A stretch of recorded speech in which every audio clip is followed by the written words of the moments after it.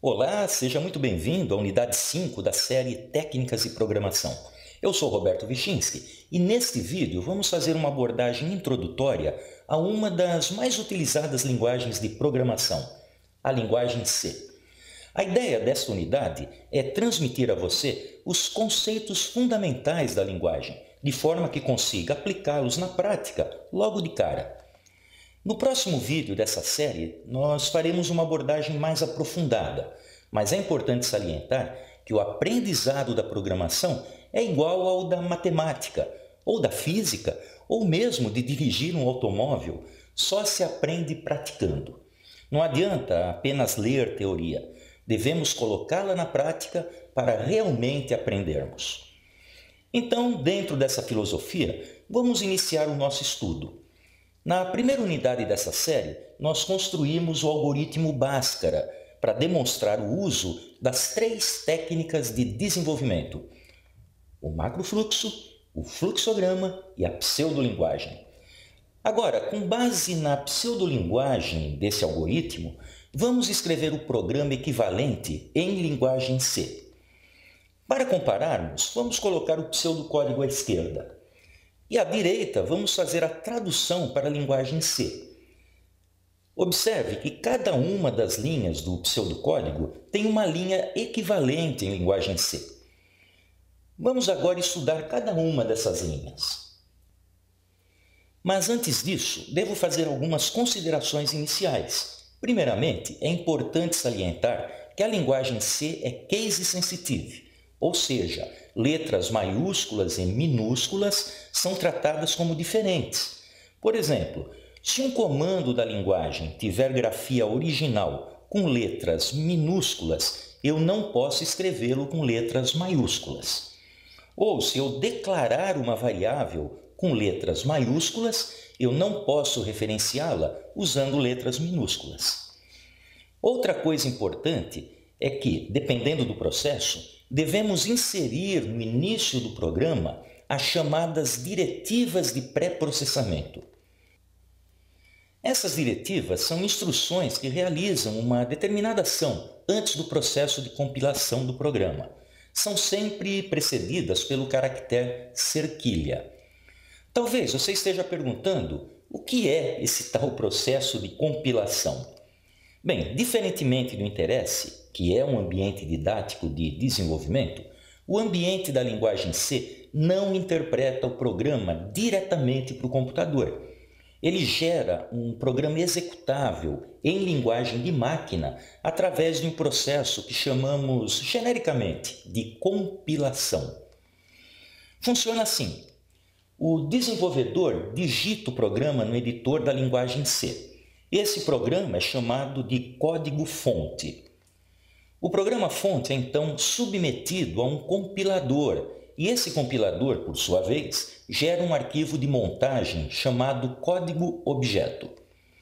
Em seguida, o código-objeto é submetido ao processo de linkedição, que anexará a ele as bibliotecas que foram definidas nas diretivas de pré-processamento. O link editor, unindo o código-objeto e as bibliotecas, gera o código executável, que é o programa em linguagem de máquina, pronto para ser executado pelo computador. Posso até ver a sua carinha de preocupação, mas fique tranquilo, todo o processo de compilação é feito automaticamente com apenas um clique de mouse. Você verá como isso é simples. Voltando às diretivas de pré-processamento, veja que no nosso programa usamos apenas uma, a diretiva include. Como o nome sugere, essa diretiva inclui no programa uma determinada biblioteca de funções. Neste caso, estamos incluindo a biblioteca stdio.h, cujo nome é um acrônimo da expressão Standard Input Output, ou seja, padrão de entrada e saída.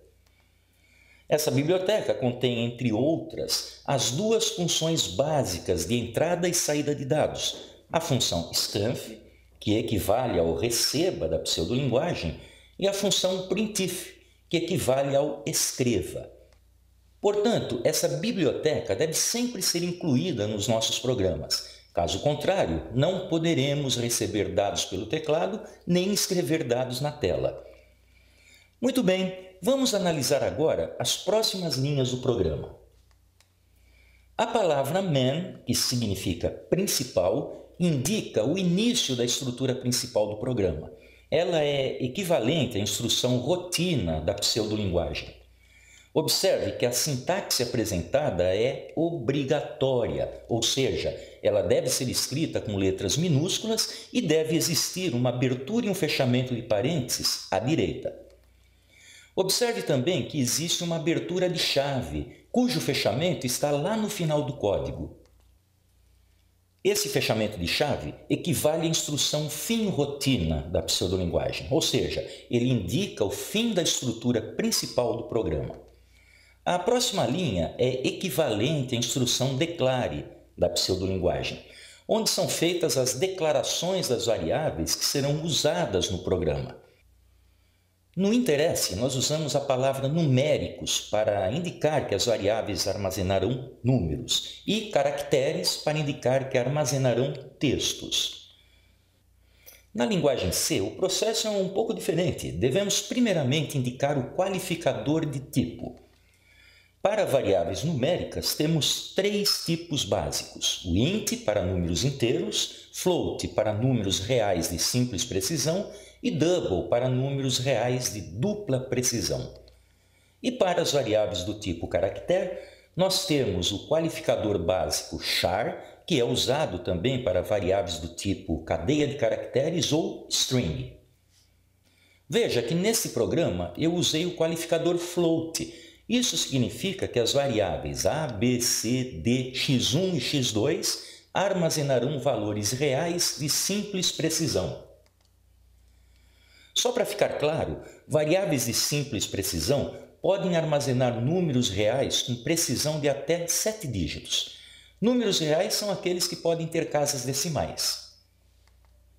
Se tivéssemos usado o qualificador double, que também define números reais, nossas variáveis seriam de dupla precisão, ou seja, com precisão de até 15 dígitos. E na linha seguinte temos a instrução para o recebimento do coeficiente a. Usamos aqui a função scanf, que é equivalente à instrução receba da pseudolinguagem. Scanf é um acrônimo da expressão scan formatted, ou varredura formatada. Essa instrução realiza uma varredura no teclado para resgatar o que foi digitado pelo usuário. Veja que entre os parênteses da instrução scanf existem dois parâmetros, separados por vírgula. O primeiro parâmetro, que é escrito entre aspas, indica o tipo de dado que será recebido, que corresponde a um dos qualificadores já vistos, int, float, double ou char.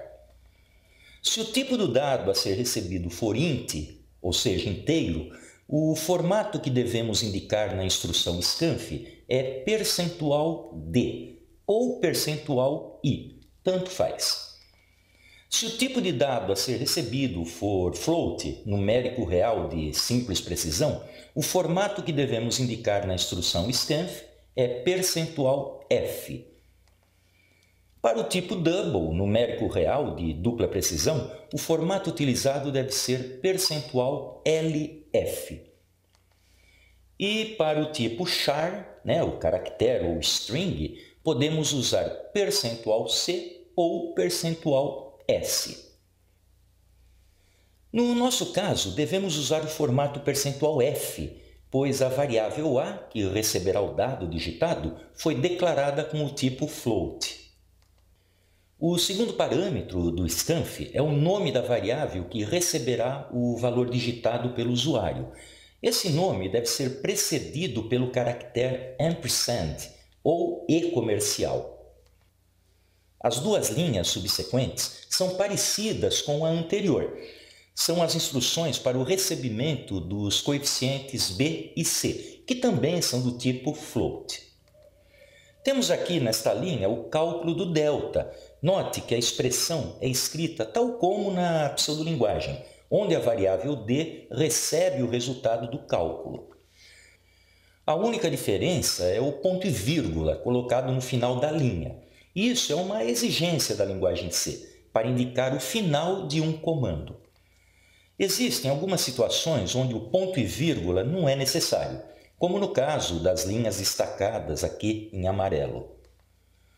Não usamos ponto e vírgula nas linhas de diretivas de pré-processamento, nas linhas que iniciam uma estrutura ou um bloco de instruções com abertura de chave, e nas linhas que encerram uma estrutura ou um bloco de instruções com o fechamento de chave. Voltando à nossa análise, a próxima linha verifica se o valor do delta é menor que zero.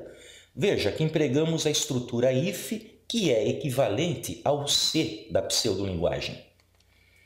Note também que a expressão condicional d menor que zero deve ser escrita entre parênteses. O caminho sim dessa estrutura é o bloco de instruções que vem logo após a instrução if. Um bloco é um conjunto de instruções delimitado por chaves. Neste caso, o nosso bloco é iniciado na abertura de chave, lá na linha do if, e é encerrado no primeiro fechamento de chave que vem na sequência. Nesse bloco, temos apenas uma instrução, que é o comando de escrita em tela, o printf, equivalente ao escreva da pseudolinguagem. Printf é um acrônimo da expressão print formatted, ou impressão formatada. Nesse caso, ela tem a função de exibir na tela o texto que está entre aspas. Sendo assim, quando o computador executar essa instrução, a expressão não existe raiz real será exibida na tela. O caminho não da estrutura condicional é indicado pela palavra else, que é equivalente à instrução senão da pseudolinguagem. As instruções desse caminho devem sempre ser escritas em um bloco iniciado com a abertura de chave logo após a palavra else e finalizado no próximo fechamento de chave. A primeira linha desse bloco é o cálculo da raiz x1. Veja que o cálculo deve ser escrito quase da mesma maneira que é escrito na pseudolinguagem. As diferenças são apenas na grafia da função raiz quadrada e no ponto e vírgula, que é obrigatório na linguagem C. A função raiz quadrada, na pseudolinguagem, é chamada de raiz e na linguagem C é chamada de sqrt.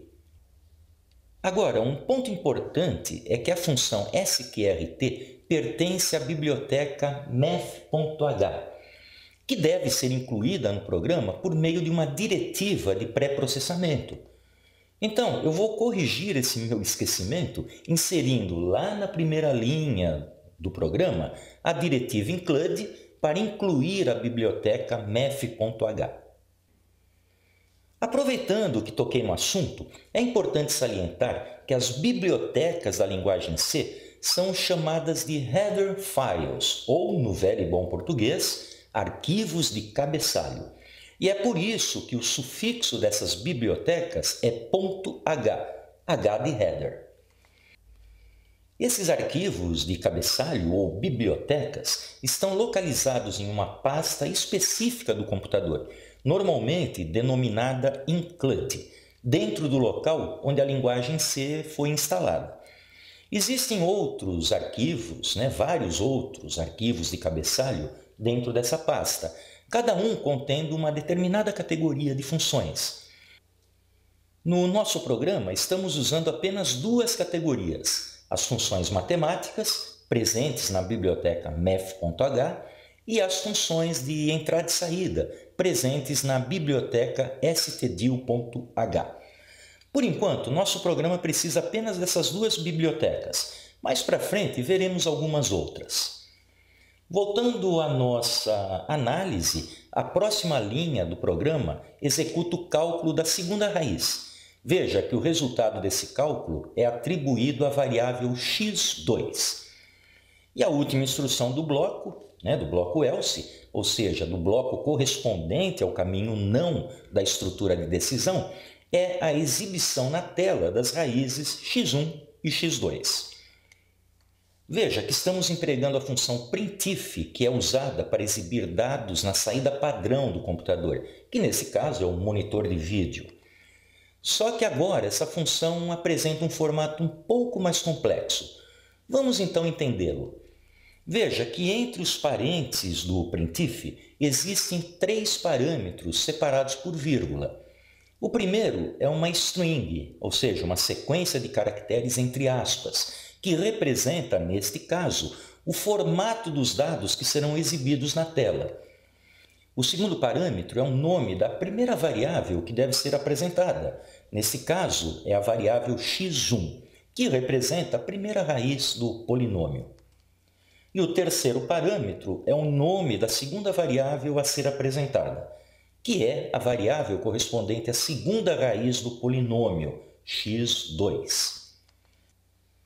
Quando o computador executar essa instrução, os caracteres %f existentes na string do primeiro parâmetro serão substituídos pelos valores das variáveis x1 e x2.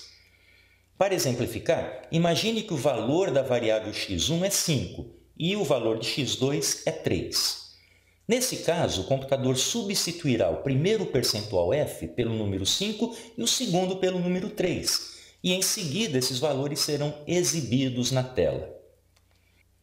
Aproveitando o ensejo, vamos falar mais um pouquinho sobre a função printf. Na sua sintaxe, o primeiro parâmetro é a string ou cadeia de caracteres que será escrita na tela. Os outros parâmetros são opcionais, ou seja, utilizamos apenas quando necessário. Eles representam uma lista de variáveis cujos valores serão usados dentro da string. Para você entender melhor, vamos ver alguns exemplos de uso. Neste primeiro exemplo, a função printf escreverá na tela a expressão Olá mundo. Observe que existe apenas um parâmetro, que é justamente a string a ser escrita. Neste outro, além da string, temos mais um parâmetro, a variável id. Observe que essa variável é declarada na instrução anterior como numérica inteira, int. Veja também que essa variável é iniciada com o valor 18 no momento da sua declaração. Agora, observe que estamos usando dentro da string os caracteres %d. Lembre-se de que esses caracteres são usados para a formatação de números inteiros. Se, porventura, a nossa variável id fosse real de simples precisão, do tipo float, deveríamos usar os caracteres %f para formatá-la. Então, é importante que você observe o qualificador de tipo que foi utilizado na declaração da variável para aplicar os caracteres de formatação de maneira correta. Voltando ao nosso exemplo original, observe então que o valor da variável id, que é 18, será colocado no lugar dos caracteres %d da string. E assim o computador escreverá na tela a mensagem idade 18 anos. Neste último exemplo, temos 4 parâmetros, a string e uma lista com as variáveis a, b e c. Observe que essas variáveis são declaradas na instrução anterior como numéricas reais do tipo float, cada uma recebendo seu valor inicial. Dentro da string, o primeiro par de caracteres de formatação, %f, será substituído pelo valor da variável a, que é 3,5. O segundo par será substituído pelo valor da variável b, que é 4. E o terceiro par será substituído pelo valor da variável c, que é 5,2. E dessa forma, a instrução exibirá na tela a expressão valores 3,5, 4,0, 5,2. Retornando ao nosso programa, a próxima linha é o fechamento do bloco de instruções do caminho não, da estrutura de decisão if. Para isso, usamos um fechamento de chave. Esse fechamento também encerra a estrutura if. Veja que os caminhos sim e não da estrutura se encontram justamente nesse ponto. E para finalizar o programa, usamos outro fechamento de chave. Essa chave indica o final do bloco de instruções iniciado com a abertura da estrutura main. E aí está o nosso programa completo. o próximo passo é digitá-lo no ambiente de desenvolvimento da linguagem C para ver o seu funcionamento. Iremos utilizar o IDE do DevC++, que é um ambiente de desenvolvimento gratuito que oferece todos os recursos necessários para você criar programas em linguagem C. Deixei o link para o download do DevC++ na descrição desse vídeo. Não deixe de instalá-lo, ele é um software bastante leve. Após você ter feito a instalação do ambiente DevC++, abra o seu IDE clicando sobre o ícone do software que se encontra na área de trabalho. Só para deixar claro, IDE é uma sigla da expressão inglesa Integrated Development Environment, que em português significa Ambiente Integrado de Desenvolvimento. Então, no IDE do DevC++, abra um novo arquivo, acessando o menu File, New, Source File. Se você preferir, ou até mesmo para ser mais rápido, use o atalho Ctrl+N. E assim será aberta uma janela de edição, onde você deverá digitar o programa. Agora, muita atenção na digitação.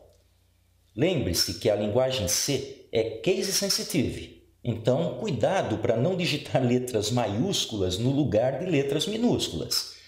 Sendo assim, sugiro que você obedeça rigorosamente o mesmo formato que usamos na elaboração do programa. Após a digitação, salve o programa usando o menu File Save ou o atalho Ctrl+S. No campo Nome da janela Save File, digite o nome do arquivo. Para esse projeto, eu sugiro o nome Bhaskara, o mesmo que usamos na pseudolinguagem. E no campo Tipo, selecione C Source Files, que é o tipo correspondente aos arquivos fontes em linguagem C. Finalize a gravação clicando sobre o botão Salvar. Agora, vamos submeter o programa ao processo de compilação e execução. Lembre-se de que eu comentei lá no início do vídeo que esse processo é bastante simples. Basta acessar o menu Execute, Compile and Run, traduzindo, executar, compilar e rodar. Essa ação também pode ser acessada através da tecla F11. Após a compilação, surgirá a janela de execução, onde você deverá digitar os coeficientes do polinômio, para que o computador exiba as suas raízes. Em seguida, o programa será finalizado. Surgirá uma mensagem pedindo para que você pressione alguma tecla para encerrar a execução. E assim também encerramos esta unidade. Vou deixar na descrição do vídeo os links para o download do DevC++ e de um pequeno tutorial para você iniciar a sua jornada na programação em linguagem C. Na próxima unidade, nós faremos algumas perfumarias para melhorar a aparência do programa Bhaskara. Então, um grande abraço e até a próxima!